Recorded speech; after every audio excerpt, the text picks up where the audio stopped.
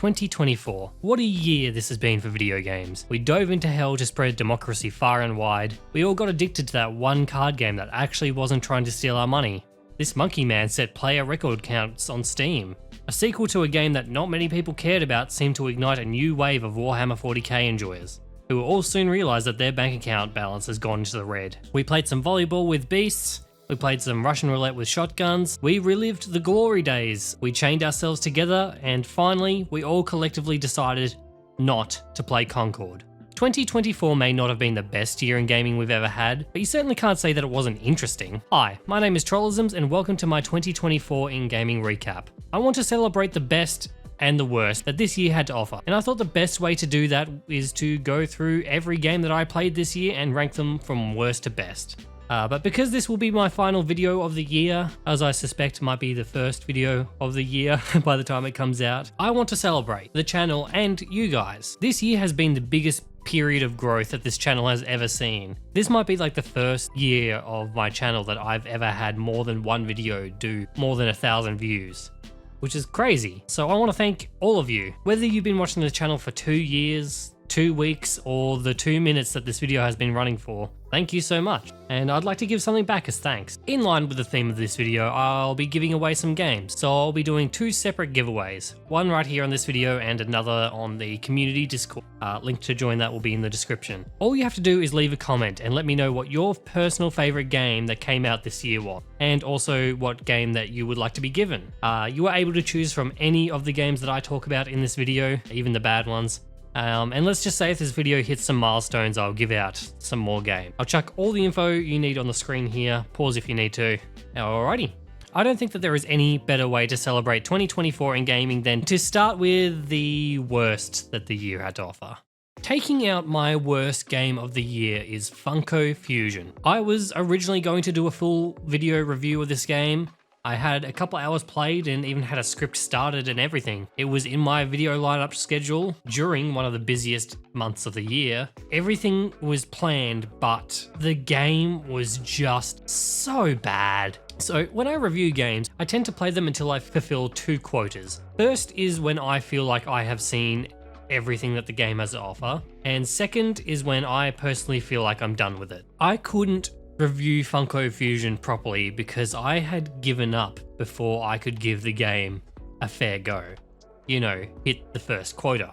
I just couldn't bring myself to play more of this godforsaken video game to give it a fair review, and I had to leave it. And you know, like you might be thinking, Troll, of course the game focused on Funko Pops was going to be awful. Like, what did you expect? Well, the game is kind of advertised as a homage to a bunch of properties I love, like Scott Pilgrim, Hot Fuzz, and it was meant to be done in the style of the LEGO games, but with a bit more of a mature spin. On paper, that should work. I didn't think that would have been such a hard ask, but the controls were bland, the presentation was strangely unfinished, objectives in the game were vague, the gameplay just was not fun, there were many instances of missing music and sound effects, but when the music was working, it was obviously looped and it was done on the cheap and it didn't match the gameplay that was happening on the screen. And look, it took less than 90 minutes before this game had just completely broken me, and I just decided to uninstall the game and refund it. It's clear that this game lacked any kind of quality and assurance because it is straight up unfun. And while Funko Fusion is probably not objectively the worst game to come out this year, it takes out my personal worst game of the year by being the only game that managed to elicit the same kind of mental response as having to take care of a dead animal I found in the yard. It's like, I just really didn't want to touch it once I realized what it was. Because we are moving up in the list, technically everything will get better from here on out. Unfortunately for me, the change is only going to be slightly incremental. Pac-Man Megatunnel Chomp Champs is a battle royale game based on Pac-Man. It was originally a Stadia exclusive for the 5 people that used that service, but it was re-released on Steam this year for the, let me check, 1 or 2 people on Steam in the last 24 hours. Depending on the day. I did already make a video on this one, so if you want some more in-depth thoughts about it, link in the description. Actually, a few of the games I talk about on this list I have already made full video reviews. The links to all of them will be in the description. To summarize why Pac-Man Megatunnel Chomp Champs didn't work, all you have to do is look at the price tag. It's a big ask for a Pac-Man Battle Royale game. Anyone who isn't a Pac-Man fan isn't going to touch it, and even if you are a Pac-Man fan, you'll see the price tag and wonder what the hell is going on. If you somehow manage to get past that barrier of entry, you will only be met with very mediocre gameplay and an awful presentation. As a live service, this game was just an absolute non-starter for a second time, and it must have hurt to know that the reason this game never succeeded wasn't because it launched on a dead platform. Multiversus, as far as gameplay goes, I kind of liked a little bit. It's just everything else in this game that absolutely stinks. Monetization is awful, the PvE is a grindy, uninspired mess. There is a fondness for the many different characters and IPs used in the expansive roster for this game, but its soul has just been sucked dry by corporate greed. If you'd like to see me go more in depth, there is a dedicated video for this one on my channel, and the video I made is my best performing video of all time to date. So I guess at least something good came out of my miserable experience playing this garbage. Multiversus gets the award. Oh, by the way, I'm giving out awards. Multiversus gets my award for the biggest waste of potential this year. This game should have absolutely been a home run. It has been just shy of 6 months since this game launched on Steam, and the charts look rough. Granted, this game is multi-platform, so the Steam DB charts isn't the full player base playing the game, but you can't also look at these numbers and say that this is okay. Like, take Brawlhalla for example. Like, this is a game that is in direct competition as a free-to-play platform fighter that is also multi-platform, and it has 8 times the Steam player base and has been running as a live service for 10 times as long. You know, as much as I like dunking on Multiversus, I never wanted this game to fail. Like I said in my other video, a dead game benefits no one. There are things to like about this game, and it is clear that some of the development team have passion for the game. Unfortunately, I think this game's days are numbered, and it sucks to see because there definitely was potential here. It just was wasted. PAX Day, the community-driven MMO. Barely a game, but it still beat out a few on this list by just having an interesting vision. I'm still intrigued by this game, but I think the developers absolutely needed to put more work into making a more living, breathing world and adding some more sandbox features to reel people in. Sure, having a game's world and economy be completely community-driven is cool, but there just wasn't enough interesting things to do to make the world worth engaging with. Like I said in my main video, I made a maiden video on this one, the persistent world and watching the landscape evolve over time was a really cool thing to witness. But I can't deny that the game itself is just as dull as they come. Yeah, sure, the community can craft their own story or world here, but the sandbox isn't interesting to play around in. The game I played was dull and broken. Should we talk about this game's whack as fuck monetization scheme? Yeah, why not? If you buy this game in its early access, it does not grant you permanent access to the game. When the game comes to a full release, it will then need an active monthly subscription to continue playing. This game costs 65 Australian dollars, by the way, and this is to play a game that feels like a pre-alpha at best. Now, this is a typical MMO monetization scheme: pay for a game and then a monthly subscription to keep playing. If it were 15 years ago, it is very rare for an MMO to do this nowadays, and the ones that do can only do it because they are the best of the best, like World of Warcraft or Final Fantasy XIV. Don't get me wrong, there is a sound idea behind PAX Day that gives it that allure that it could be something special one day, but I just currently don't see that represented in the gameplay. So much stuff would need to be overhauled or worked on that makes it hard to believe that this could ever be a game that I would recommend anyone actually play, ever. South Park Snow Day. I can't deny that this one hurt my soul just a little bit. Snow Day is an action RPG set in the New Kid saga of the South Park games, but the game was made by nobody who seems to give a shit about those games. Stick of Truth and Fractured But Whole are 2 games that felt like they were crafted not only out of love for South Park, but love for RPGs in general. This game didn't come anywhere close to meeting either criteria. The South Park brand feels wasted on this, not only because it was a mediocre game, but because the writing was also really tame. Also, who prices a 4-player co-op game with a 5-hour campaign at 60 Australian dollars? Are you insane? You know what? I can buy myself and 3 of my friends a copy of Left 4 Dead 2 for that money. Or the original Risk of Rain, Terraria, Castle Crashers, Lethal Company, Escape the Backrooms. I think I've made my point. Unless you're going all out with a premium title like Space Marine 2, you need to stay somewhat cheap for co-op. especially seeing as the game has half the content of all of those games I mentioned earlier. Fuck this game. No More Room in Hell 2 is what you get when you forget to make good gameplay for your video game. Arguably the most important part, you'd think. But even though the gameplay sucks, damn can I commend the sound design and the atmosphere that this game is able to deliver. Again, I did do a full video on this game about 6 weeks ago. And as predicted, the game has gradually risen in Steam ratings. It was about 30% I think when I reviewed it, but now it's sitting at around 45%. A marginal improvement, I guess. Still a ways to go, but it does seem like the developers are working on it, potentially. There have been layoffs at Torn Banner, so I don't know. Early access or not, the developers needed more time to really hammer in a more solid gameplay foundation before pushing this one out. Whether or not they'll make it into something that'll live up to expectations, we will have to see. It's also weird to see a sequel to a free-to-play game be premiumly priced but still offer a much worse experience than the first one. Like, what happened to this game, man? Like, why is it like this? There isn't much to say about Gigantic Rampage Edition. It is a re-release of a third-person action MOBA died a long time ago. I gave it a try and there were no Australian servers, so I refunded it. It seemed like it could have been fun, but alas, I am geographically impaired. I don't have much to say about this one, so I thought it'd be fun to check how the game was doing as a live service and daily peaks of 5 to 6 players. Youch. Based on the reviews, it seems like the developers weren't quick enough to address major issues with this game, and it just hemorrhaged players. Gigantic tells the story of a dead live service, and it has been told 1,000 times, but Gigantic got to live it twice.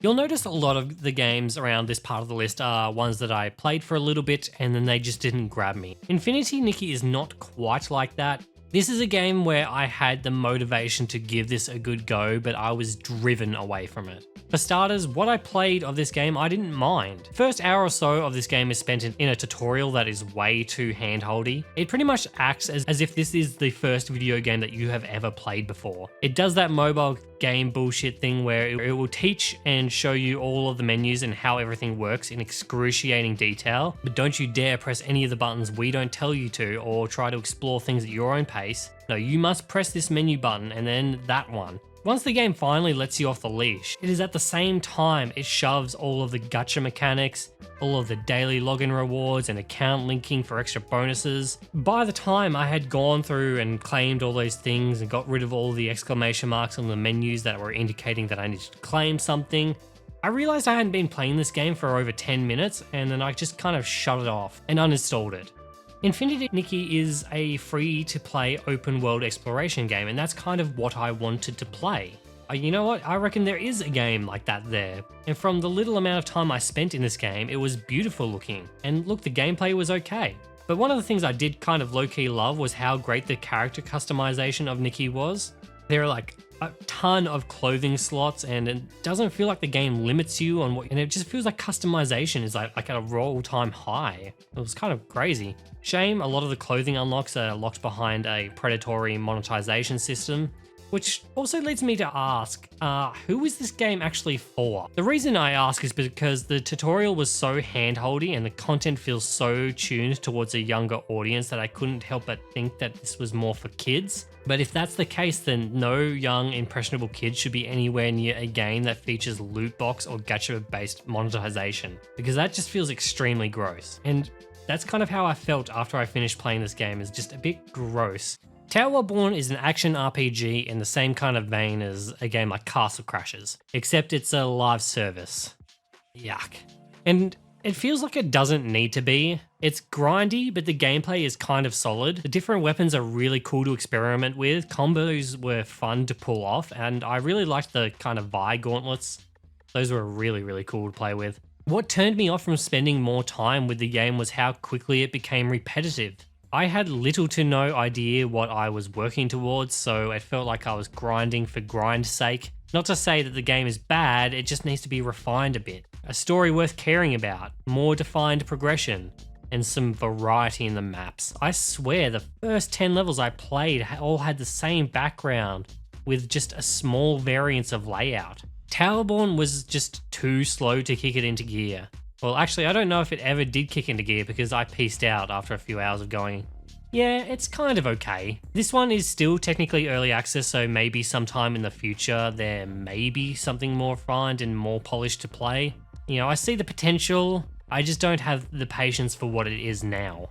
Oh, did I mention that this game was published by Xbox? I'd forgive you for not knowing that fact because despite this game technically appearing multiple times in Xbox showcases, it was always only as an afterthought. And this game definitely feels like an afterthought in Xbox's eyes because damn, there was just no marketing push behind this game or its release. Not that I would blame them for not marketing the game because it isn't the greatest, but you know what this game is better than? Redfall. Now, Redfall came out in 2023, but the aftermath of this blunder definitely spilled into 2024. So I think it's time to take a quick break from the list to talk about Xbox and what they got up to in the year 2024. In October of 2023, Xbox bought out Activision Blizzard for what was estimated to be around $75 billion. I want you to keep that number in mind. Coming into 2024, the gaming community were eagerly awaiting what big plans Xbox would come out with. Turns out it was layoffs and studio closures. Arcane Austin, the developers of the aforementioned Redfall, were the first to bite it, in a pretty harsh but not surprising move. Although next were Tango Gameworks, the developers of the critical hit Hi-Fi Rush, widely regarded as one of the best games to release in 2023. You know, the year that everyone said was one of the best years in gaming to date. Although Tango Gameworks would eventually get bought out after its closure, only half of the original development team would come back. But on top of these closures, Xbox would then go on to lay off around 1,900 staff throughout all of its divisions. That is around 8% of its total workforce. Now, after a huge merger, layoffs are bound to happen. You know, say both companies have a marketing division, well, naturally there's going to be some redundancies. But these layoffs targeted everyone. Toys for Bob, the subsidiary studio under Activision who had been working on the recent Crash Bandicoot games and the Spyro remake, they lost 89 people, and that's 30% of their development team. Now, I want you to remember how much money Microsoft Gaming spent to acquire Activision. Now, the wage of a video game developer can range anywhere from like $75,000 to $120,000 a year, but it could be much more or much less. But let's be super generous and say each of these 89 people were at $120,000 per year. And it's going to be 5 years before Toys for Bob can get another game out, which is the average development time for a game these days. It would cost Microsoft an extra $53.4 million over the next 5 years to keep the jobs of these 89 people laid off. Which sounds like and is a lot of money, but that is less than 0.1% of the money used to make the Activision Blizzard merger happen. A drop in the bucket comparatively. And what you lose when you gut development teams is something that money can't buy. And that is years of talent, experience, and team cohesion. Anyway, by September, Xbox laid off another 600 people, while also talking about how they would like to acquire more development studios, which is probably one of the most insane things I've ever heard, seeing as they haven't been able to properly manage their flagship IP for well over a decade. Hey Xbox, you remember that time that you let 343 build a whole new engine for Halo Infinite, only for them to turf it for Unreal Engine 5 after using it for one single game? That couldn't have been cheap. I don't know what the idea behind rebranding 343 Studios to Halo Studios is, when there isn't much indication that anything is going to change going forward. Apart from the massive layoffs, Xbox has been pretty quiet this year. Moderate successes with games like Indiana Jones, the Diablo expansion, and the new Hellblade game. Call of Duty actually sold gangbusters, but that was always bound to happen. But all in all, it felt like a bit of a quiet year for Xbox. I don't think that will be the same going forward. If the Activision Blizzard merger has taught us anything, and it did teach us a heap of stuff because all of the court cases and merger blocks pretty much gave everyone a look at Xbox's corporate strategy. The idea is to have Xbox games on every device, and Game Pass is how they want to do it. They seem to not really care about exclusivity anymore, which tracks, seeing as they make more money selling their games on hardware that people actually own. I don't know if Xbox has more than one more home console generation left in them. I suspect that they will pivot to making portable PCs in the future, or do what the Switch does but Xbox. Their ace in the hole is the fact that they have the backing of Microsoft, Azure cloud services, and a Windows-based operating system, which gives them incredible amounts of compatibility options. And while I don't think it will be as soon as 2025, I think that we will see a major shift in the gaming landscape when Xbox decides to make this happen. Okay, that's it for Xbox. Back to the list. I had forgotten that X-Defiant actually came out this year, and I was only reminded of its existence when I saw the news of it getting shut down. X-Defiant is an okay game, but okay just isn't good enough anymore, especially when it comes to live services. It felt like the timing of the launch being so far away from the extremely popular beta, along with not much of a marketing push, meant that this game was just doomed from the start. Oh, and it was stuck in the Ubisoft launcher, and I know that this shouldn't make much of a difference, but I think developers underestimate how much people hate using other game launchers. Unless your name is Fortnite or League of Legends, you need to make your shit run through Steam. Ease of access is the name of the game, and the Ubisoft launcher just sucks so much ass. And that's it. Defiant was never going to succeed on PC because it was stuck on the Ubisoft launcher. Throne and Liberty. I was supposed to review this one, and then I didn't because I realized I don't really know shit about what makes a good MMO. I spent maybe 6 hours in this game and I was so checked out the entire time playing it. I do want to mention this game's absolutely just ass tutorial. The spectacle of what was going on in this whole set piece is just kind of lost when I don't know how to do any of the combos or have any handle on the combat. Man, it's an MMO, just please for the love of God, just let me test combat on trash mobs. The game looks good, the combat, once I got a handle on it, was fine. I just don't have time in my life for an MMO currently, and especially not one that wasn't grabbing me. And look, this game seems to have a pretty stable player base. Around 63k daily peak player count is not bad after 4 months. Throne and Liberty wasn't my jam, but at least this game's future seems a lot more certain than the other games I've already talked about so far. Nico di Rico. Man, this game was just super disappointing. I was made aware of this one during the Summer Games Fest, and it looked like a cool little homage to the Crash Bandicoot and Donkey Kong games of old. And it kind of is, just without the good and tightly designed controls that those games were kind of known for. I love the visuals, I like the music, I just do not vibe with the gameplay of this one. The controls are floaty and kind of frustrating to play with while it is in 2D. See, this game has both 2D and 3D platforming, and whenever the game is doing 3D environments, it plays pretty good. The impreciseness doesn't feel as much of a detriment because there is more room for it. I think what happened here is that the controls for the game got locked in way before it should have, and by the time level design and environmental design rolled around, it was too late to change anything because nothing feels right. I don't think this is a bad game, but personally for me it was super disappointing, especially because this game rolled around right as I really was feeling a classic style platformer, but this just wasn't it. I'd like to thank Steam Replay for reminding that I actually played this game. Lasers is essentially like those old obstacle course minigames from like a Counter-Strike Source community server. You do an obstacle course where the main obstacle or threat to safety is lasers. You try to get to the end of the course before the time is up. It's multiplayer and it's serviceable. It only cost a couple of dollars, it looks like crap, it plays like crap, but I got my fun out of it. This was mostly because I was drunk, and so were the friends I was playing this with.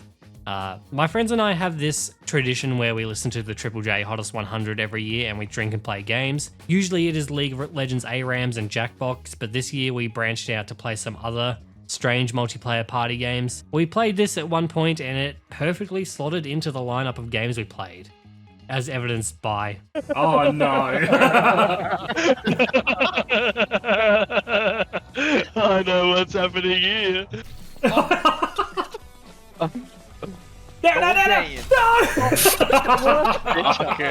Get away from me, you pests. Too much of fucking flies. Remember to concentrate.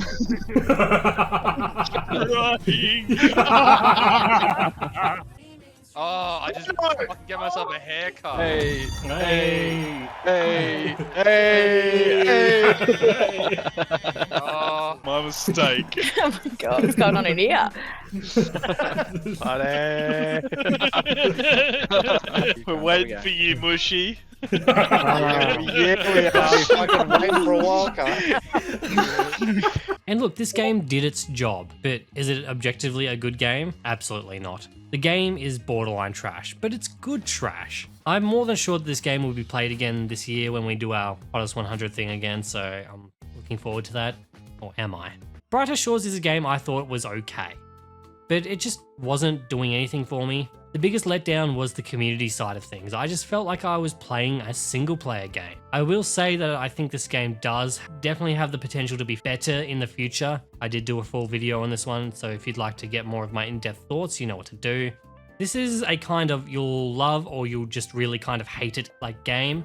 As someone who really used to love RuneScape, I thought I would like it, but I just kind of found it boring. I know I'm in the minority here, because the reception to this one has been generally positive, but I just didn't feel it. Brighter Shores does get an award though, and that's for what year is it? This award is for a game that felt like it was released out of time. Isn't necessarily a bad thing, but this game felt like it was made in 2008 and then it was just put in a time capsule and it was opened in 2024.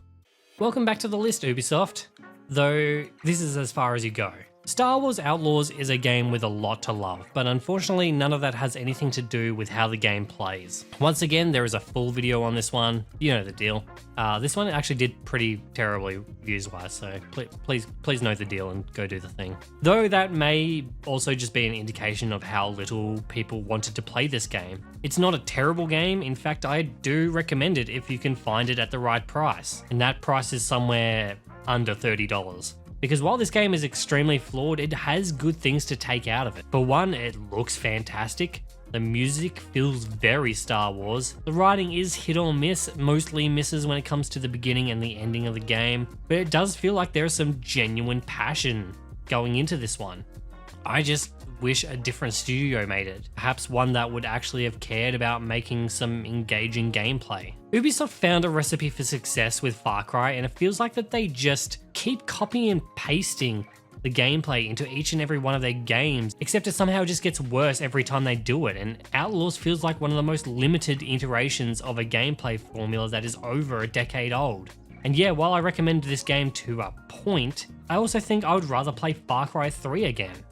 Even though this is as far as Ubisoft goes on my list, I am not done with them yet, because it is time to take another break from the list to talk about Ubisoft and 2024. Ooh, where to start? Well, I think it would make sense to go with Ubisoft's biggest and most anticipated project, the one that would set a new bar of quality, being the first of its kind, first ever quadruple A title to ever be made. Skull and Bones. Yeah, that happened this year. Project that took 11 years to develop and reportedly cost somewhere near $200 million to make. All of that to not even come close to a 70 on Metacritic. Tragic. X-Defiant, which we already talked about, would release to not very much fanfare, once again getting announced only a few weeks ago that it'll be shutting down next year. Live services are a golden goose, and look, you can do everything right in making a live service game and still lose. And X-Defiant was weird because it seemed like everything was going right for it during the beta. Good marketing, decent hype, and then nothing. The game came out, it seemed like not much had changed from beta release, and then it just felt kind of dropped. Then we got Star Wars Outlaws, a game that was just okay. And just okay is not enough of a selling point for a Star Wars game that undoubtedly costs a fuck ton of money to make. We know for a fact that this game did not sell well. In fact, this game's performance prompted Ubisoft to delay the next Assassin's Creed into 2025 because of how scared they were of having a fifth major AAA title flop in a row.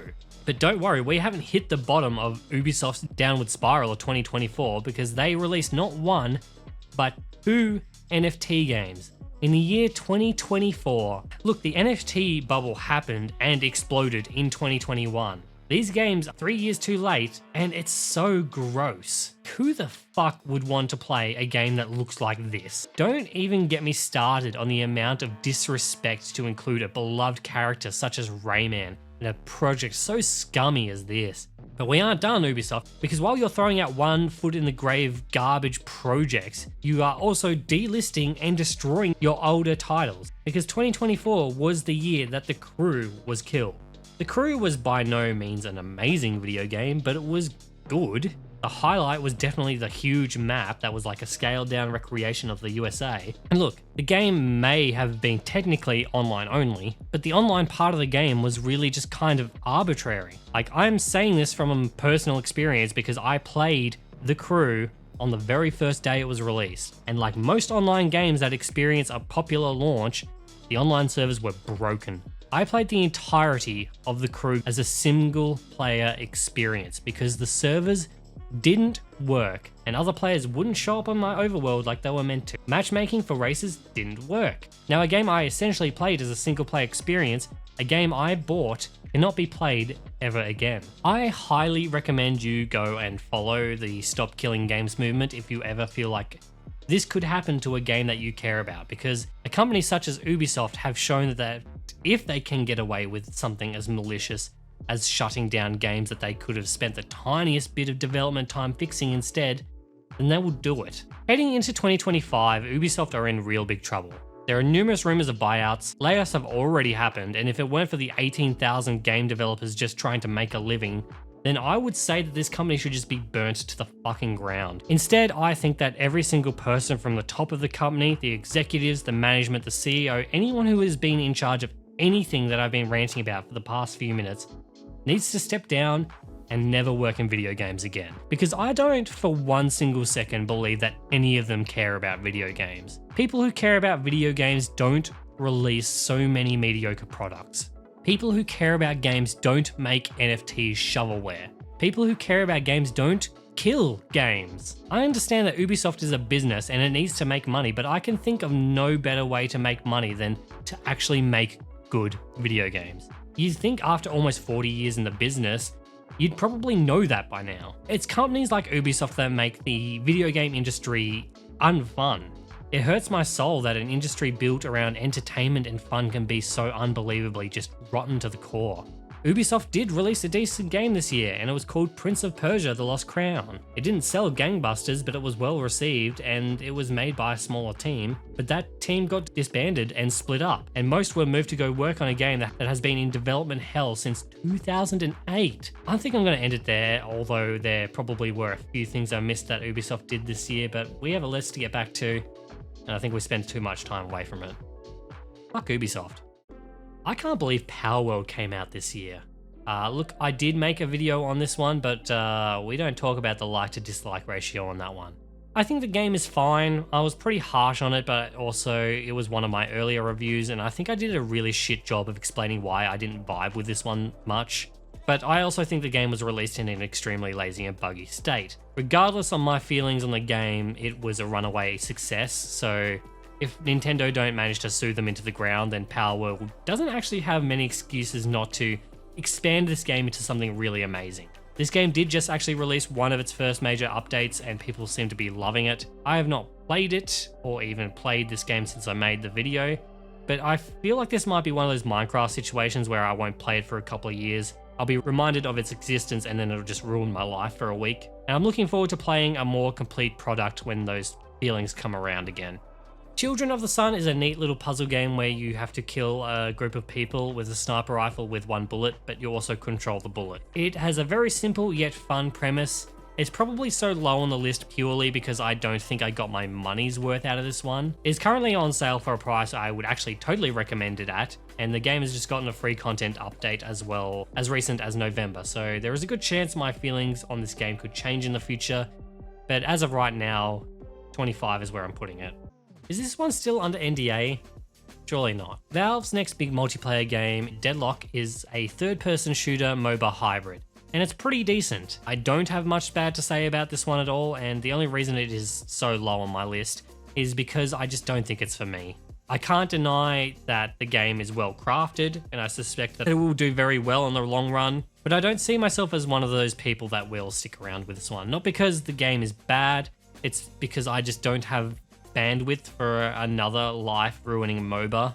I get the same feeling playing this as I do League of Legends, and I know that feeling well enough to stay far away from this one for my own health. Did anyone ever play that old Flash game on Miniclip where you picked out a team of robots and then they would just go and fight another team of robots? And the robots all looked like Roombas because it was a Flash game from the year 2005. The point I'm getting at is Gladiator Guild Manager is pretty much that premise, but just a bit more in depth. Tons of different units and classes built on top of a city manager type deal.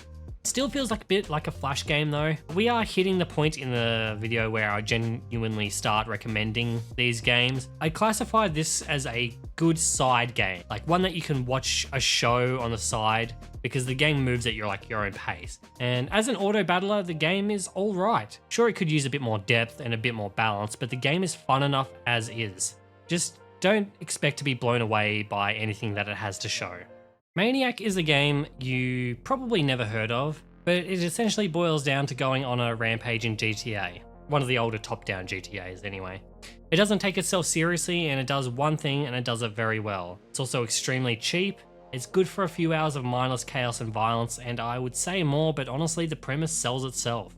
And once you're done with it, you probably will never think about it again, which is probably what I would have done and will do after this video is finished. The First Descendant should probably be lower on the list than it is. The game is a horribly optimized grind fest that is designed to waste enough of your time into making you spend your money to skip the grind. The thing is, I kind of liked what I played of this game, and then I quit playing it before I got to that critical point that all of these games do, when they ask you to painfully grind or pay. I had a good few hours of fun, stopped, and then that was that. I had a friend tell me about what the game expects from you going forward, and then I uninstalled it. There was some genuinely cool shit going on, not to mention the game looks pretty fantastic, and if the gameplay felt a little bit better, then I probably would have given it more of a go. But it is one of those weird things where I liked what I played of it, and I was stopped before I got put into a trap, I guess. The thing is, I don't have much bad to say about this game because I just didn't experience it, so it's just kind of here. If you somehow haven't heard of Chained Together, it's another one of those games where you climb a giant tower just made out of Unreal Store assets. But this time you are chained to your friends. You progress together and you fall together. Despite how lazy games like this tend to be, Chained Together is actually a lot of fun with the right people. I was genuinely surprised how well the chain mechanic actually worked, and when my friends and I played this, we started off with a lot of communications, but by the end of our playtime, our communication had devolved to just using one word. Yep. Yeah. Yeah. Yeah. Yeah. Yeah. Yeah. Yeah. Yeah. Continue. Nope. Yeah. Yep. Yeah. Yeah. Jumps and then says it. Piece of shit. Yep. Despite that, our gameplay and teamwork hadn't degraded and we were getting further on every run. Somehow this game was able to sync all of our minds together and tap into some deeper psychological communication layer that I didn't know existed. If I were a smarter man, I would probably be able to research and tell you what happened here, but I know that me and the people I played this with have formed a deeper bond. Maybe even a psychological link. Our minds have been chained together. Alrighty, I'm going to keep this one quick. Marvel Rivals is fun. The best way I've heard this one described is that it isn't as good as Overwatch was at its peak, but it's better than what Overwatch is now. This game is still in its honeymoon period, and I predict that it won't be long until some balance patch or overpowered characters are added to the game and the community will just gradually turn on it. The big point of contention within the community at the moment is with everyone wanting a role queue, which I am personally on the fence about. My solution is to implement it into ranked play but keep it out of quick play. Then maybe that might keep both groups happy, but then you have to balance characters for a ranked meta, which will ruin the balance in a non-ranked meta. The problem here is that no matter what the developers choose to do here, there is no winning. You're always at risk of alienating a group of people playing your game. You make one patch and then every second thread on Reddit will turn into someone bitching about the game, or a thread that will start with unpopular opinion but then go on to give a popular opinion about everything everyone is already bitching about. I'd like to formally welcome the community managers behind Marvel Rivals to the never-ending hellscape that is the opinions of the masses in a live service game. You are never going to win. I hope you're being paid well. Bandle Tale is the 6th and final game in the Riot Forge series. If you are unaware, this was a series of video games created in the League of Legends universe by independent developers. We will get back to this, but let's firstly take a look at Bandle Tale, which I did cover briefly in one of my videos at the start of the year. Bandle Tale is a farming sim game that takes you on a story journey around the Yordle world of Bandle City. The catch with this game is that your house is also a magical backpack that you can take around the world with you. I loved this game right up until it got extremely tedious. The game looks gorgeous, it's well written, the world is vibrant and just filled with creativity. But around 6 to 7 hours into this game, the story and the world become a lot bigger and a lot less on rails, but the trade-off to this is it's just where the game gets super tedious. And it just got too much for me. Like I said in my other video, this won't be a deal breaker for everyone. If you're good with pre-planning and keeping a track of a lot of things at once, or you just have a bit more tolerance for this kind of gameplay, then there is a great game here. And even though I gave up on this game, I loved what I played of it. And even at its worst, I was still admiring the artistry put on display. And look, each one of the Riot Forge projects has this flawed but fantastic in its own way feel to it. I mean, they're indie games, there's no AAA shine to them, but they were also able to play in the sandbox that is the almost endlessly versatile universe of League of Legends. I think you know where we're going with this. I think it's time to talk about Riot's 2024. In January of 2024, Riot Games laid off 530 employees across all of their studios, which totaled 11% of their total workforce. Along with the layoffs, they announced the closure of Riot Forge, thus ending the indie experiment. The reasoning given behind this is as vague as development costs becoming unstable for the company, which feels kind of wild from a company that's like Riot that seems to print endless amounts of money. Every single major player in the gaming industry profited insane amounts due to the plague, and then had to readjust once people started going outside and touching grass again. The thing is, Riot Games are well known for the amount of wastage that they kind of spend. Arcane was not a cheap show to produce, neither is the MMO that they are currently making that has pivoted directions probably more times than they have publicly let on. Research and development is kind of what you do when you have a cash cow that endlessly prints money like League of Legends. It's famously what Blizzard did when they had WoW and they were able to make Overwatch out of it. Riot Forge was an interesting choice because they funded indie studios to go and make some cool concept games based in the League of Legends universe. We got 6 wildly different games, but was the problem that they weren't profitable, or that they just weren't profitable enough?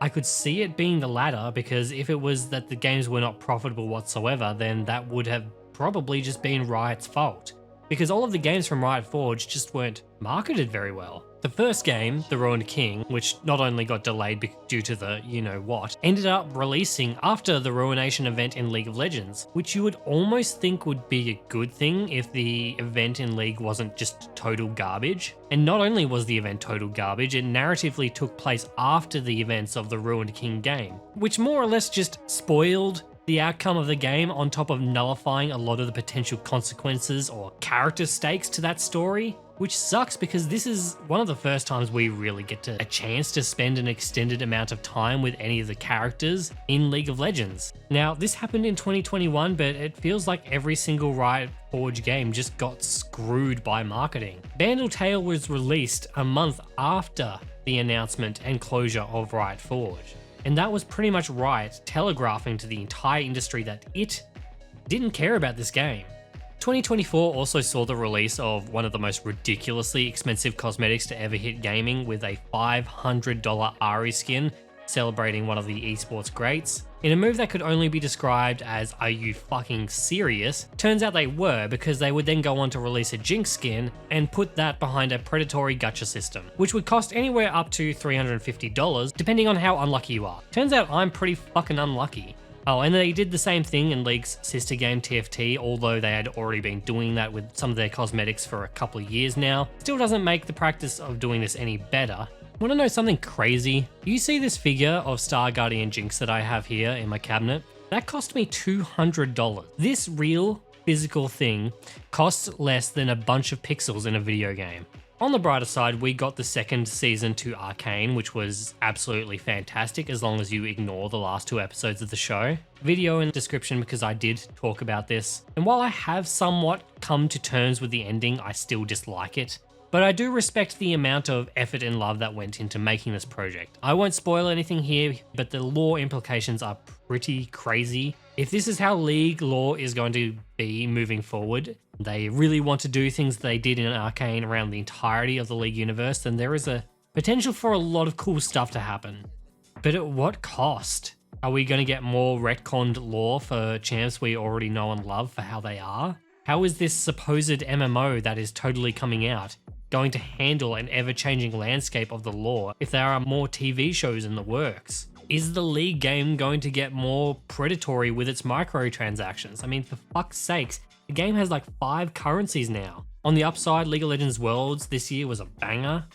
Nothing bad to say about that. Moving forward for Riot in 2025, we will see an expanded playtest for their new tag fighter 2XKO, which is just an awful name for a game.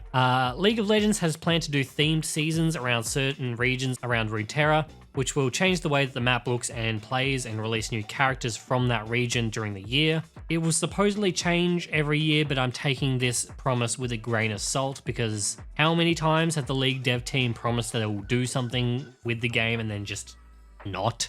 Rest in peace, the client cleanup project. You aren't officially dead, but I also don't think you were officially real in the first place.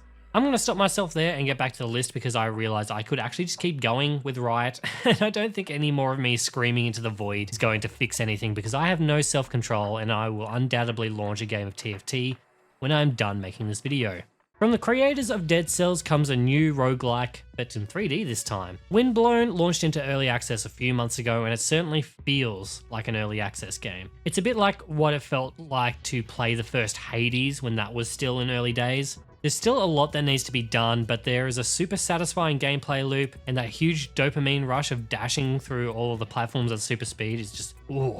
As far as early access goes, this game has a good foundation to start on. I've not tried co-op in this game, but it's fun to play solo. There was one thing that I really didn't like about this game, and it is the music. I don't normally speak ill of music in games, but I'm not normally so irritated by a game's music that I turn it off because I straight up didn't like it. I know that I'm in the minority here, and I just don't understand. The soundtrack was composed by Danger, so I feel like it should be right up my alley. I like Danger. I even went back and tried listening to the tracks from the soundtrack again while I was writing the script to see maybe if I was having an off day when I initially played Windblown, but no. I want to say that the reason I don't like this game's music is because it sounds really badly mixed, but this is Danger. That can't possibly be it. And I tried a bunch of different speaker, headset, and audio configurations, but nothing could get this soundtrack to sound anything other than what I initially thought about it, which is really messy. Look, take my opinions with a grain of salt because while looking through the Steam reviews for this game, even the most negative reviews still praise the music. So I don't know what is going on. I feel like I'm being gaslit. Windblown, the game is really good. I totally recommend giving it a shot. Just don't like the music. It's really weird. 420 Blaze It to Game of the Year, Dank Dreams, and Goated Memes hashtag WoW11 like and subscribe Poggers Edition is a game title that I never thought I'd have to utter again in my life. But this is a game I did play this year, and yes, it was actually pretty great. I did review this one, you know what to do if you want to watch that. A first-person shooter based on MLG Dank Memes. I don't know why anyone would make this. I don't really know why anyone would put so much effort into making it good. This is a game that you probably already know just by looking at it if it is up your alley or not, and I'm here to tell you that despite what it looks like, this game is actually well worth your money. You fell, and the world was broken. Civilization is fractured, but you can return and give our world one last chance.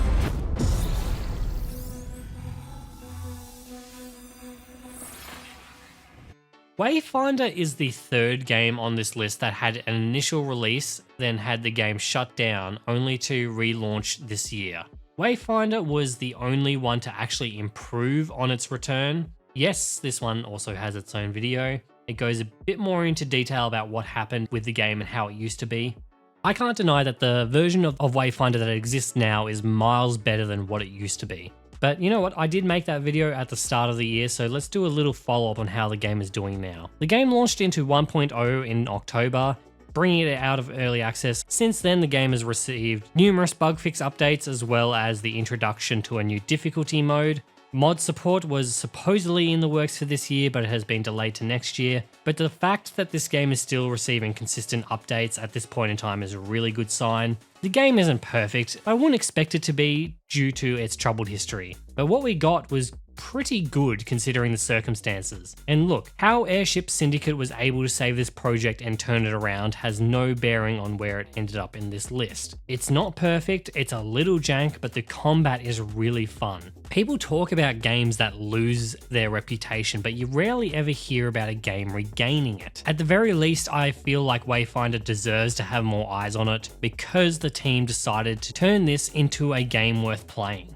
I still have only played single player on this game, but I imagine it would be a lot more fun with friends, and if you are looking for a co-op third-person action RPG, you could do a lot worse. Wayfinder is imperfect, but I can't help but love it. Right. Take one, we're going into the old world, action. Hello, we're gonna go into the old world now, let's go! What is that? What is that? Oh! Holy fuck! Oh! Camera, do it for the front.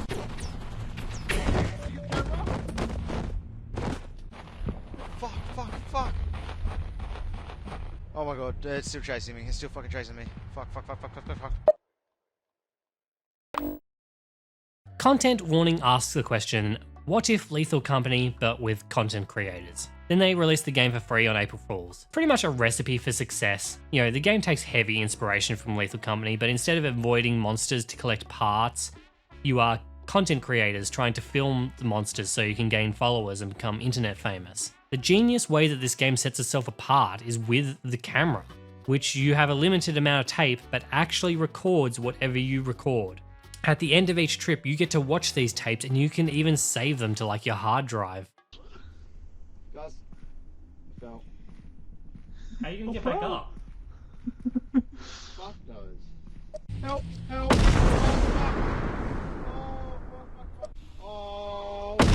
Oh, Jesus Christ! The only drawback to this game is that you need that group of friends that you know will make this fun. The short amount of time I spent with this game was extremely funny and actually surprisingly pretty scary. Well worth the $0 I spent on it. Now this game isn't actually free anymore, but at the price it's asking, I still think it is worth it. The game isn't really being supported anymore, which is a bit of a shame, but supposedly this was a side project for a group of devs that wanted to do something between their bigger projects and have now moved back to their other main project. But this game does now have Steam Workshop support, so I guess this is just kind of all in the hands of players now. I definitely need to keep this game on a list of things to play when my friends and I are bored. It is a really, really fun time. Time to go home. Fuck this shit, I'm out.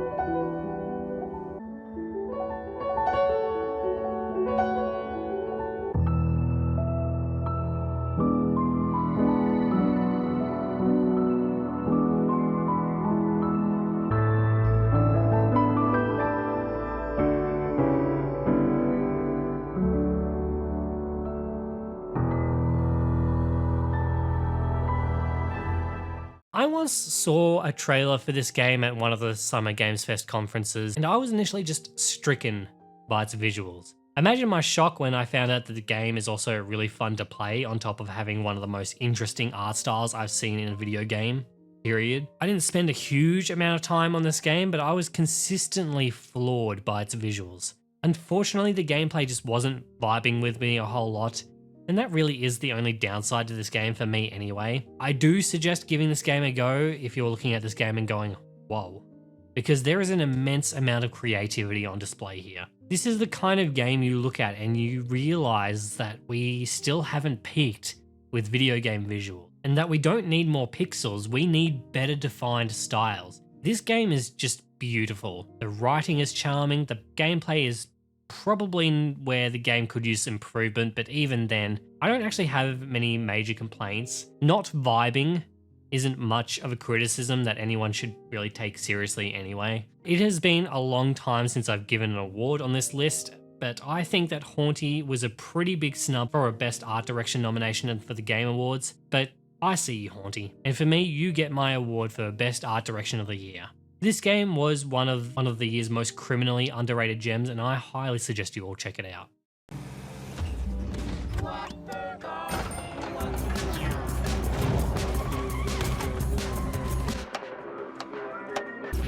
What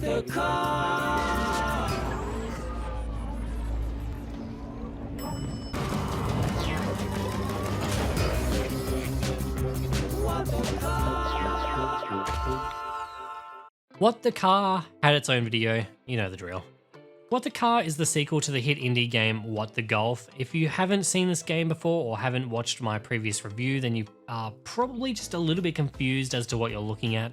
What the Car is I don't know what kind of genre you could actually call it. It's not really a racing game. I guess you could call it a time trial platformer game, but even then there are times where the game just kind of breaks those conventions. Look, it's a game where the objective is to get to the end of the level, but every level has a different gimmick. It's not a game that ever takes itself seriously, and as such, I found it pretty hard to seriously review. But the simplest terms I can put is that the game is fun, and it is very much worth your money. You may find yourself pulling your hair out if you go for 100% completion, but if you treat this game as seriously as it treats itself, then there are certainly good, fun, goofy times to be had.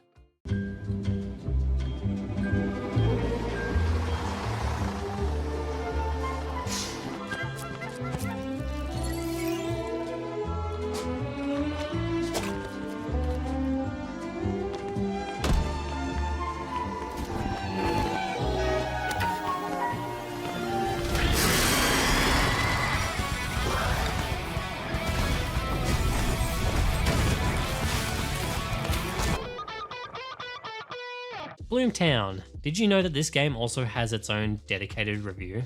What a neat little game. I thoroughly enjoyed myself with Bloomtown, and even though the sum of its parts didn't all come together in a way that I thought was totally cohesive, I still think it is an absolutely quality game. I'd call it a Persona Light. It's exactly what I would expect if someone told me an indie dev wanted to make a Persona game. It's flawed, but fun. The problem with this being an indie title is that it feels wrong to expect so much from a game. And don't get me wrong, I think this game is great, but I could see the potential for it to be so much more. This was partially developed by the people who did Bandle, so having a second game come out this year is already a pretty huge feat, and having them both be so good as well is a great effort. This is one of those games that I would really love to see a sequel for. I feel like if the developers take their learnings and put it towards finding a way to make the sum of all of its parts work more cohesively, there really could be something special there.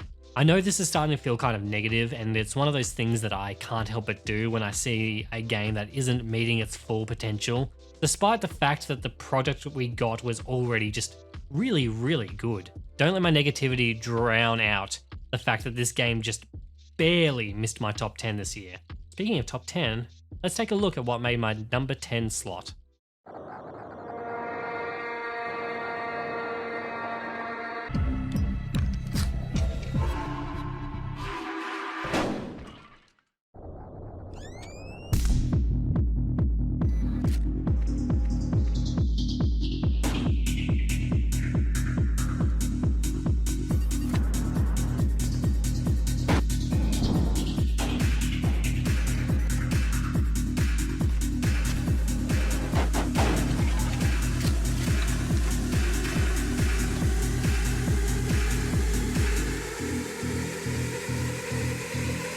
When I initially started this list, Buckshot Roulette was much lower. This game has a fun premise, and it executes that premise extremely well. The art style complements the dingy and unnerving tone of the game, and it's all serviced very well by the music. The only thing holding it back was the scope, but then the developers just decided to add multiplayer. The multiplayer is the extra dimension this game needed, and goddamn is it so fantastic. It is another one of those games where you really just need the right people to play with to tap into that extra special sauce that the game has. And I love games that can tap into that extra social element that lets you bluff your friends or can make you feel bad for targeting someone because they're on low health or something like that. There is strategy, but also an element of luck, and I feel like all of the best games just have that little element of luck to them, where even if everything is going your way, something unexpected could happen to throw everything out of whack. Maybe you played everything you had the correct way, but it may still come down to a 50-50 chance that the next shot you have is a blank or a live round. When Buckshot Roulette comes down to the wire, there was always a rush, and goddamn is it so fun.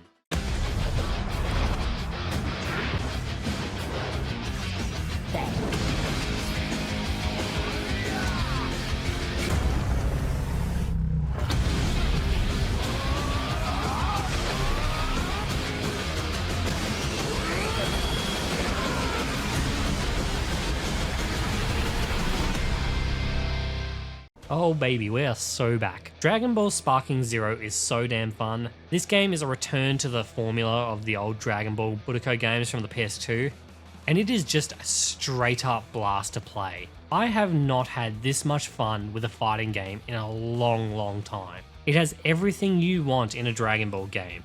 A big expansive roster of characters to play, fun gameplay that feels extremely Dragon Ball, decent online multiplayer, a scenario maker which lets you customize battles, make your own little cutscenes and have events trigger different battle scenarios. The only thing I really dislike about this game is the story mode, which actually is pretty bad. Probably one of the worst campaigns I've played in a Dragon Ball game. Difficulty scaling is just kind of all over the place. Events of the story are just told from one character's perspective in their fights, which makes the story just absolutely impossible to follow. It really is a massive blight on this otherwise fucking fun game. And it really is the testament to the quality of the rest of the game that 1/3 of it can be so shitty and still make my top 10, because the rest of this game is exactly what I wanted.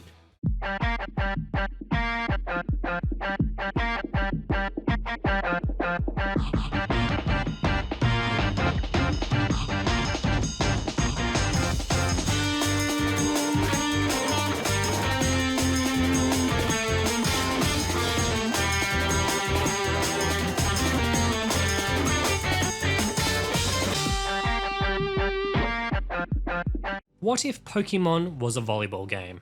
That's the pitch. And it's pretty fantastic. When I played Beastie Ball, I had a pretty great time with the game. The game is in early access and it definitely feels like it's an early access game. But God, what a great start. Like, this is what I expect when I look at a game that launches into early access. It has solid foundation. That's really it. The game can be buggy, the game can have unfinished art and environments, but as long as there is a fun game to play and a clear vision for the end game, then I am in. Beastie Ball has a great combat premise that kept me engaged the entire time I played the game. A lot of turn-based RPGs can have this feeling of burnout where at some point you will try to avoid every encounter you can because you can't be asked. And I never got to that point with this game. Now, the reason I didn't finish this game was because of two reasons. The first reason was that I had to make a review for the game, and making a review means that I have to stop playing it. Oh, by the way, there is a full video review on this one. And the second reason is that I got to a point where I was going through clearly unfinished parts of the game and it was feeling super early accessy, which is fine, and I'm happy to wait for the developers to catch up and play this game more when it is more ready. This is definitely a game I will return to one day. I'm very much looking forward to the day that this one hits full release. In a world where the top special forces operatives are all just wizards for some reason, one team is unstoppable. Not yours. A disgraced retired Navy seer who can see every possible future, but can't remember his own tragic backstory. The freelance Storm Witch, a private investigator whose mastery of lightning is devastating, unless her enemies aren't standing near windows. The Necromedic, she can heal you, but she'll have to kill you first. Tactical Breach Wizards. My enjoyment of Tactical Breach Wizards is purely held up by a fun gameplay loop and the immensely enjoyable writing. They are very sturdy tentpoles that this game rests upon, and that is all it needed. Tactical Breach Wizards shares a lot of DNA with XCOM Chimera Squad. Did anyone actually play Chimera Squad? It takes that turn-based XCOM formula, scales it down, and puts a heavy emphasis on story. Where Tactical Breach Wizards succeeds, where Chimera Squad failed, is that the story is actually well written, funny, and engaging. Seriously, the writing in this game is top notch, and though it may not be for everyone, it certainly struck a chord with me. It had fun world building, very distinct characters, and good banter between them. I'd go as far to say this might be the best written game I've played this year. So yeah, why not? Tactical Breach Wizards gets my award for best writing, and while I don't think the writing in this game is extremely complex or tackles any hugely difficult themes, I think that if the writing wasn't as good as it was, then this game would have suffered greatly. Not that I think that it would have been completely without merit though, because the other tentpole is the gameplay, which is basically XCOM style turn-based strategy, but without all of the chance to miss RNG checks. The game feels kind of more like a puzzle game, and each level has a set objective which is easy enough to complete, but will also give you a bunch of bonus objectives that really make you think outside the box. This is another one of those games that I would love to see a sequel of. I'll be there day one if that ever happens. I'm what the COI made me. We're on the same fucking team! And I'm not going back.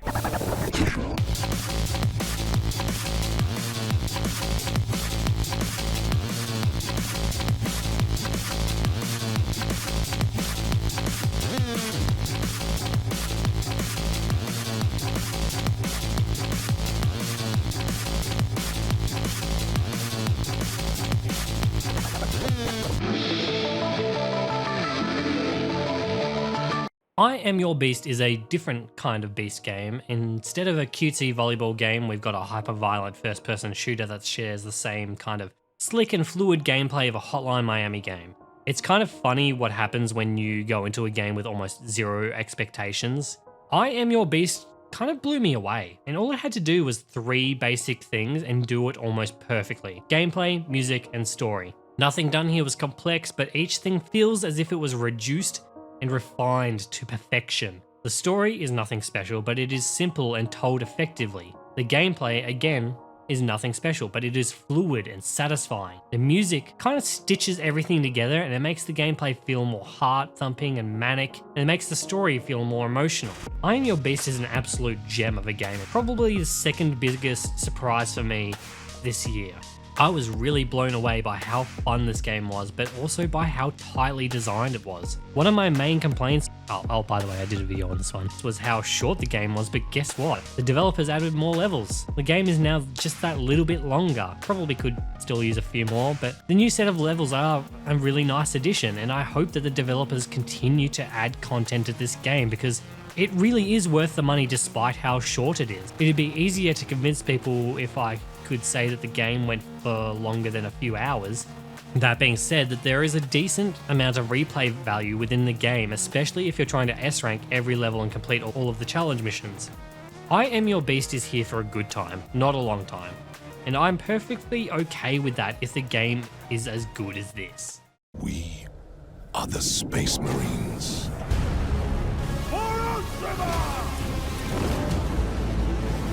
We will cover your approach. Victory or death.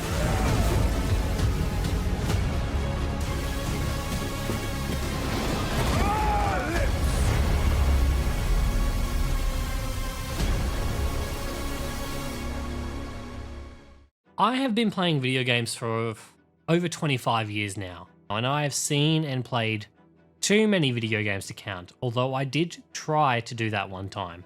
The point I'm trying to get at is that because I have played games for so long and seen so much, it takes a lot to seriously impress me. But goddamn did Space Marine 2 do exactly that. And it's not like I didn't know what I was getting into.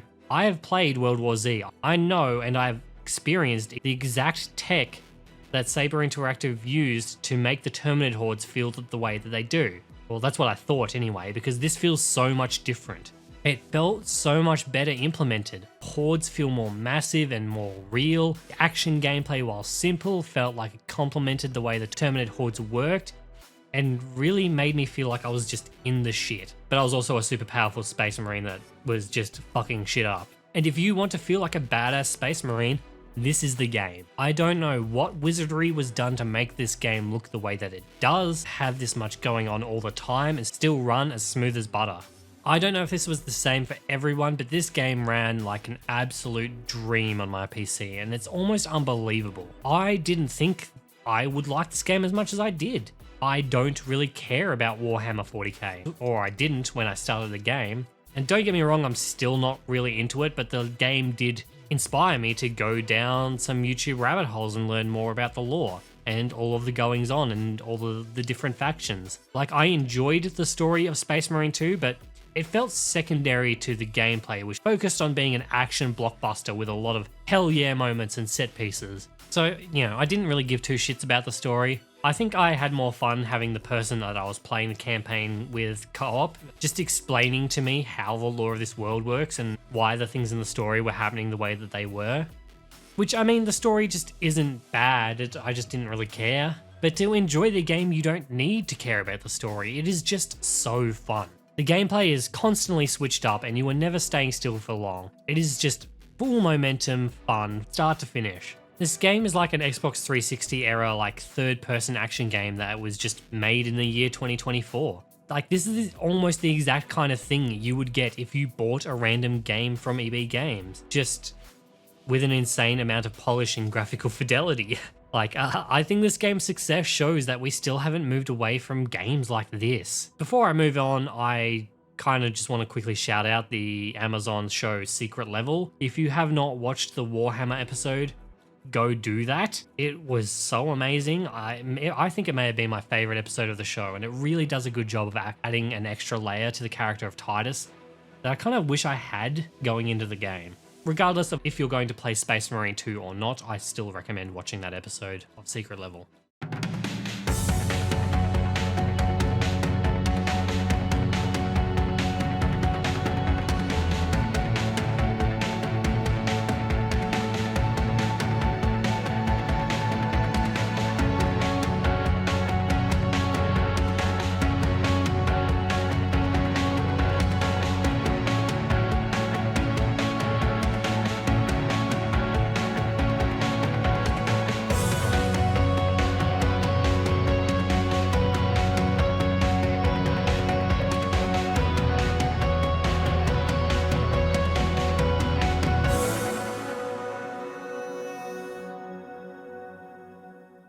As we go further up the list, it is getting harder for me to separate the games by how good they are.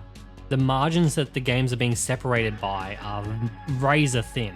And look, I started making this list in October, but no other game has changed its spot on this list more than Dungeons of Hinterberg. This is because out of every single game that I have played this year, this is the one that stuck with me the most after I had finished. Even now, after playing so many games this year, I still think about this game a lot. And every time I think of it, I just think about how much I enjoyed playing it. The feelings it made me feel and how this game was just doing something a little bit different than everyone else. It was super charming and an absolute masterclass in establishing an atmosphere.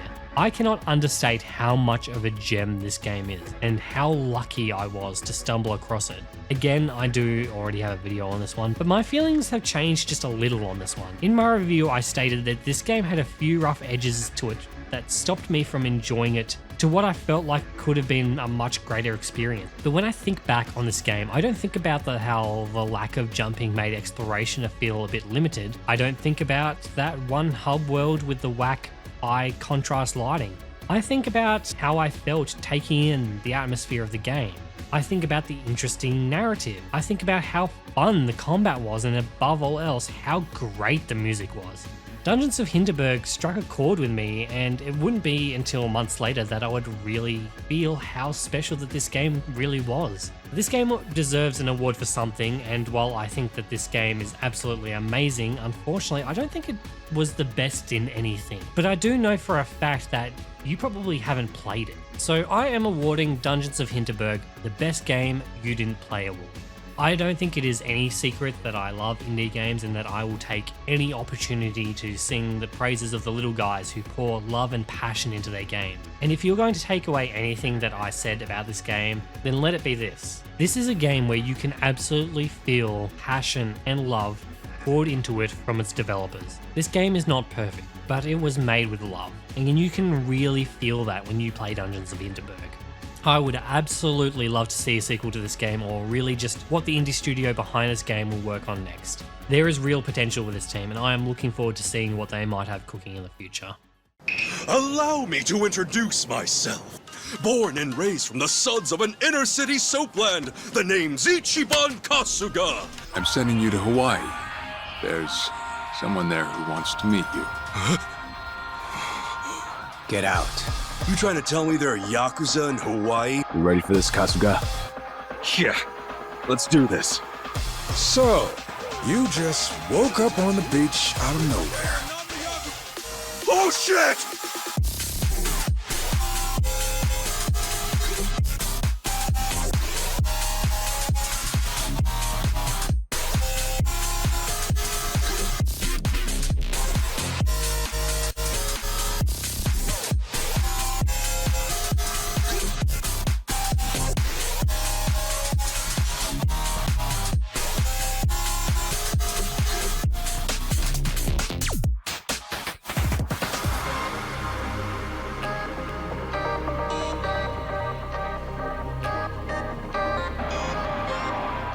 This one should come as no surprise to the people that know me. I love the Yakuza franchise.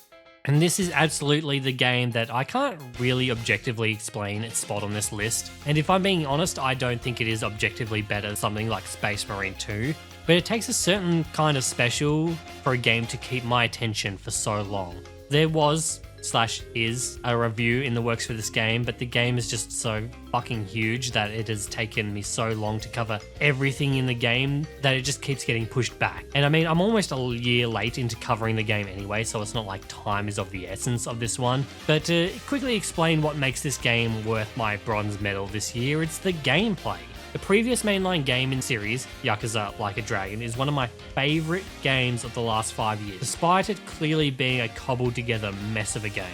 Infinite wealth is what you get when the game that is being made actually has some time to be made and mechanics time to be worked upon. The gameplay is a significant improvement over the last game, which is why even though the game is roughly 20 hours longer than the last one, I'm not feeling the JRPG burnout as much on Infinite Wealth. Unfortunately, I think the story is marginally weaker in Infinite Wealth. Don't get me wrong, there are a lot of good and interesting places that the story goes, especially in regards to Kiryu, but the last maybe quarter of the story just spins its wheels until it hits an extremely unsatisfying resolution. This is kind of the only main drawback to this game, and I mean, there are a ton of little other things that I disliked about the game, but the story was really the only one that I felt held back this game from being an old-timer. And you know what? This was my most played game on Steam this year, so even with my hang-ups, I still love this game. It's a party-based RPG with fun characters, great combat, fun side activities, looks super great, really funny, but the part where I think that this game shines the most is with the soundtrack. Like a Dragon, Infinite Wealth takes out this year's best soundtrack for me. It was a very tight race between this and I Am Your Beast, but Infinite Wealth takes it out just because of how versatile the soundtrack is. From the jazzy Persona-inspired intro track to the atmospheric dungeon tracks to the impressively hard electronic and dubstep combat tracks, this soundtrack is phenomenal. And to put those hype as fuck bassy tracks into a turn-based RPG is absolutely insane, and it should not work. Unfortunately, I can't attribute these decisions to this game because it was the previous Like a Dragon game that did this. But Infinite Wealth was able to follow it up with a soundtrack that is on par with its predecessor, which is very high praise considering I liked the previous game soundtrack so much that I bought the special edition 6-disc vinyl set for it. And if this game also releases one of those, then I will almost definitely get that too. I am almost 100 hours into this game and I'm just still not done with it yet, and I am loving my time with it. And it's hard to find time these days to play a game like this, but it was also just so worth it to spend that limited time that I have going through this game. Prove to yourself that you have the strength and the courage to be free. Join the Helldivers.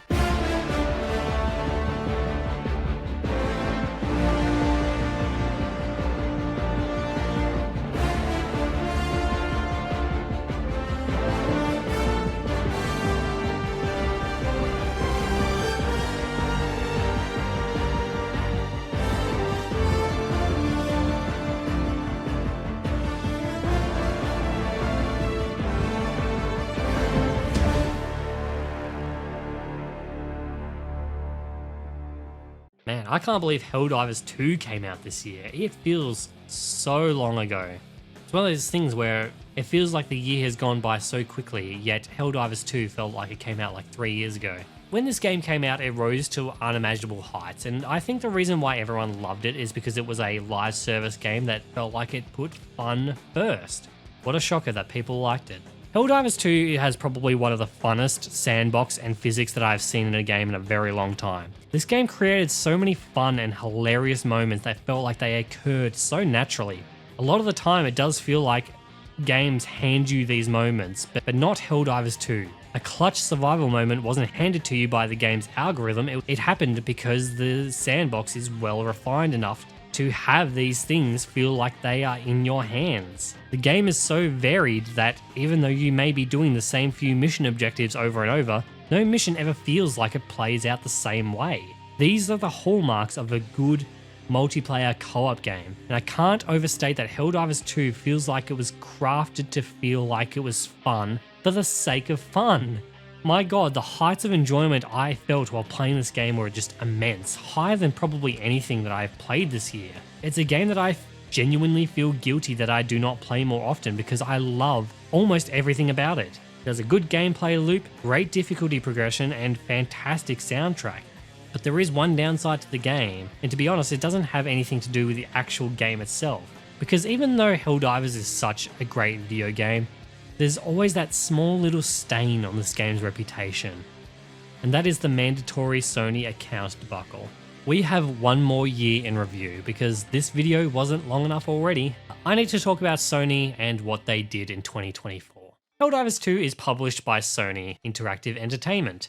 When it launched on PC on Steam, there was no requirement to make a Sony account to play the game, although having a Sony account was going to be compulsory in the future, supposedly, though that fact wasn't made very clear to everyone. There are a couple of problems with this. First is that Sony as a corporation does not operate in a lot of smaller countries around the world, and so when this linking service came in a few months after launch, it effectively locked every person in those affected countries out of playing the game. Another problem that other people had, me included, is that Sony isn't very well known for their account security. My PSN account is literally the only online account that I have had legitimately breached. So the idea of having to tie our purchase of the game to a service that has an almost dismal reputation wasn't really something that people were really keen on, you know? Now, if you're wondering why on earth Sony would impose this mandatory sign-up process a couple of months after the launch of the game, despite the game running clearly well without it for many months, well, it is simple. Someone high up in the food chain saw the massive sales and the player base of the game and thought if all of those players had a PSN account, then it would help inflate the user base numbers for the service, and that would probably look pretty good for shareholders. That's really it. Now, Sony would eventually backtrack due to the mass outrage because, duh, but the damage was already done. The game took a permanent hit to its reputation, and even now the game only sits at a 75% positive rating on Steam. And it shows that not even one of the most pure and fun games to come out this year was immune to corporate bullshit. And speaking of corporate bullshit, this would not be Sony Interactive's biggest fuck up of the year, oh no. The start of the year saw another round of layoffs, 8% of Sony Interactive's total workforce, and the closure of the entirety of their London studio. CEO at the time, Jim Ryan, had the goal to visit the studio and take some fun, smiley selfies with the team, and then fire the entire studio 6 days after visiting. What a fucked move. I mean, look, if you ever needed proof that some of these people just aren't human beings with a soul, then look at this. Anyway, Jim Ryan left the company the next month, so, you know, good riddance. Please never work in the games industry again. Next up for Sony was the reveal of the PS5 Pro, which was met with mixed reception, mostly aimed at the price of the thing and the fact that the base edition doesn't come with a disc drive or a stand and costs $700 US, or in Australia, $1,200. The improvements over the other consoles felt marginal at best, and to top it all off, to announce this expensive thing during a cost of living crisis is kind of tone deaf. Speaking of tone deaf, let's talk about Concord, a game that had every sign highlighted in bright red neon that this game was going to fail. And there was no attempt to course correct the absolute disaster that was the launch of that game. Concord was a game that nobody wanted to play, sold at a price nobody wanted to pay.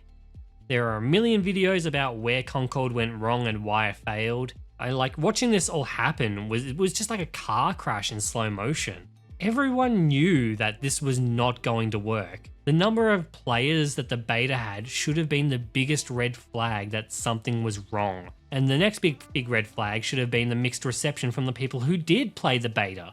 To get a live service going, the main objective is first and foremost getting the game into as many players' hands as possible. The second is to keep them playing. Concord is a new IP, and while Sony Interactive did market it, we weren't really ever shown anything that would get a massive amount of people hyped to pay a premium price for another hero shooter.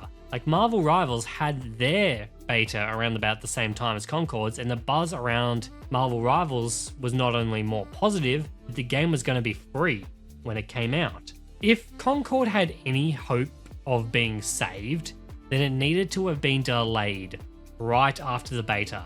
Reconfigure the strategy, fix up the game, and try again. If the amount of money that was reported to have been poured into this project is to be believed, then the failure of Concord is just a gross amount of incompetence. Concord launched on August the 23rd to a mixed reception and a pitiful player base. The game was live for exactly 2 weeks before it was shut down permanently. Sony killed the project entirely, closed down the studio behind the game, and resulted in one of, if not the biggest live service flop of all time in gaming. I'm still in awe of how this was allowed to happen. Literally everyone knew that Concord was going to fail. And it felt like the only people who didn't know that Concord was going to fail were the executives at Sony and the people who have never heard of Concord. Look, granted, I don't think anyone really expected like the scale of failure to be so large. But man, like this really hasn't been Sony's year. Release the best live service of the year, permanently damage it, then release Concord, the worst live service flop of all time, then get dunked on for the pricing of your Pro console. Hard not to believe that this was just all some kind of karmic justice. But then again, it's never the executives that suffer, is it? Just the poor bunch of developers who lose their job over a bunch of decisions made by people who don't understand the industry that they worked in. Anywho, Helldivers 2 is a fun game. Shoot the bugs, have fun, and don't think too hard about it or you hate democracy. Let's get to my number one game of the year.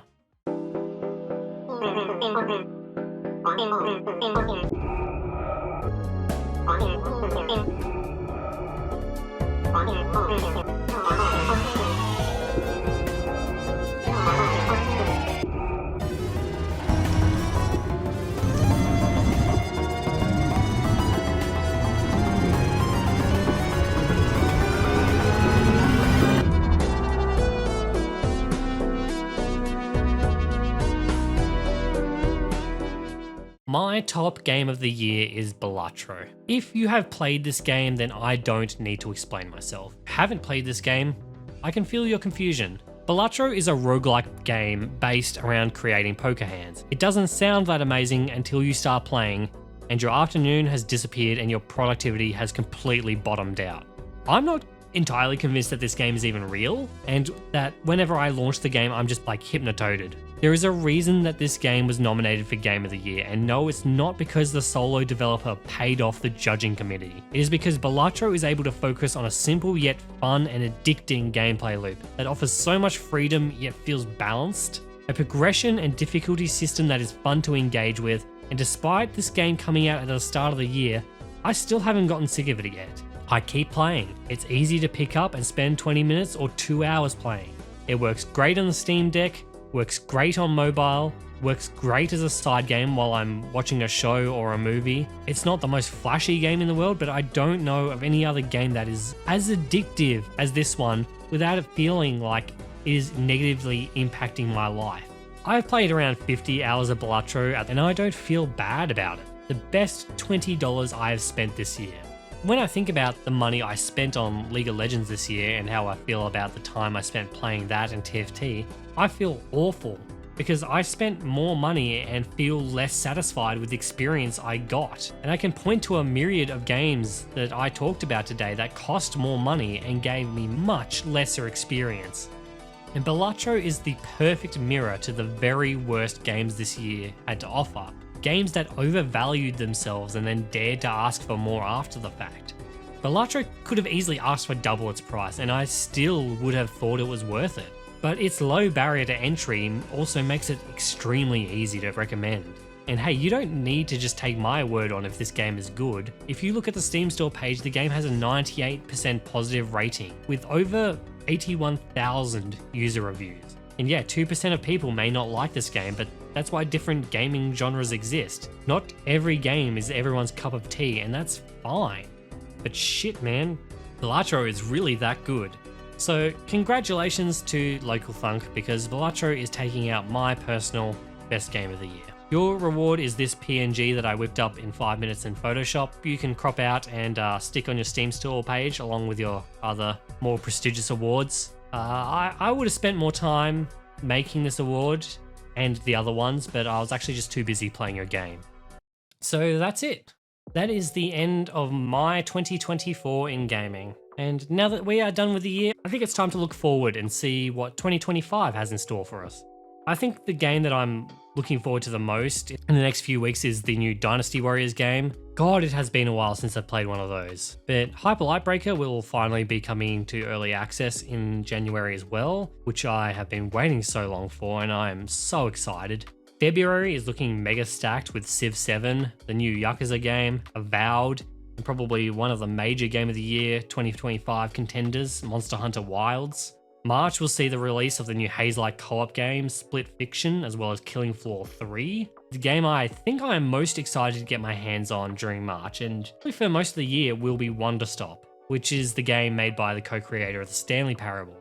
There is so much more to look out for, but we definitely aren't going to be starved for games in 2025, that's for sure. Alright, so that's all I've got. If you have made it this far, wow, thank you for watching. I hope you had a fun time. Don't forget to do the things and, maybe you'll get a game. We will be going back to business as usual soon enough with some game reviews. Anywho, thank you so much to my YouTube members Controlled Killer, Yellow and Melodia for giving that extra bit of support to the channel, and it's always appreciated. Oh, and like and subscribe. You should do that if you haven't done that already. If you already have done that, then thanks. And thanks to everyone who has been watching throughout 2024. This year has been a great year for the channel and easily the most proud of my work that I've ever been for the entire time I've been on YouTube. So look, here is to 2025, and in the interest of not making this video go on for any longer because it is already a giant video, I'm just going to end it there. I'll see you all soon.